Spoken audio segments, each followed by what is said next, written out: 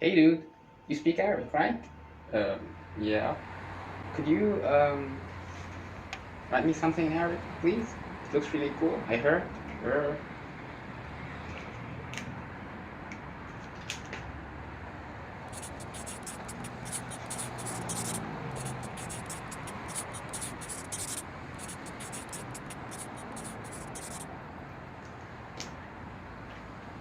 Here you go. Thank you. Um,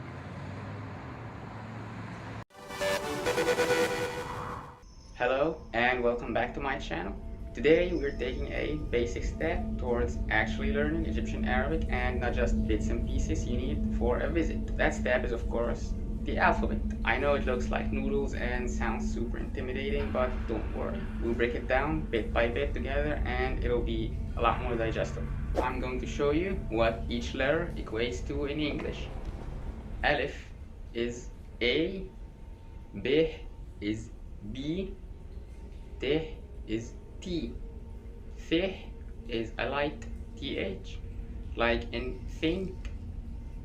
Gim is J or G, Ha is an H but sharper. You know how when you drink something and you feel refreshed and you say, that's a Ha. Ka doesn't really have an equivalent. It's like the Russian X. Ha. It's the sound you make when you clear your throat. Del is D. Dal is a deep th, like in this or that. Re is r. R is more voiced than English. We roll it like r. Zain is z or z if you're not American. Sin is s. Sheen is the sh sound. Sad is like sin but deeper. For example, the word sample would take sin, but suck would take sod. Sa, sa. Do you see the difference? This also happens with other sounds because we don't have something to do what the U does in English. So they just made a whole new letter for each combination. Dog is the same thing. For D, a deeper dal, dad would take dal, while duck would take dog. Ta, again the same thing for T sound. Bat would take a tih, but would take tah.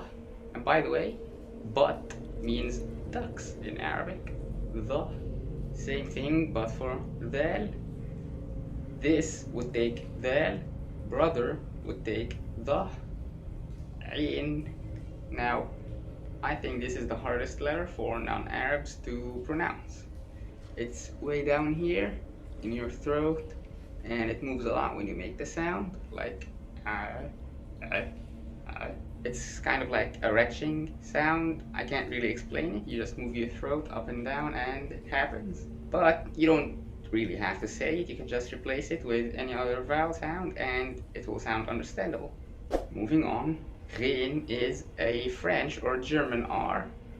F is F. Kaf is a K but deeper.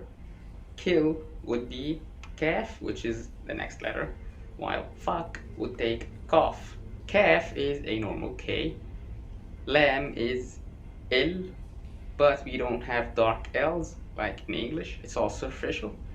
We don't say black, we say black. Meme is M, and yes, we literally have a letter called meme. Noon is N. He is H. Wow is O or W. And Yeh is E, I, and Y. Okay, so I was originally planning to talk about how the letters look, interact, and all the bullshittery, but then the video ended up being way too long and most of it will end up not getting seen because you would get bored and click away and miss all the important parts. So I'm splitting it into 2 episodes. I will drop a little sheet like last time with the letter names and sounds, and I hope it helps you. Work on memorizing the letters and their separate shapes, because like noodles, they connect to each other in words, so you need to know the separate forms before moving on to the connections so you don't get overwhelmed. If you like this vid, consider giving it a like. If you want to see part 2 where it will all make sense, hit the subscribe button so you don't miss it. You will also be part of my team that I may or may not have a name for, but you'll be a little more special anyway. That's all for now. See you next time.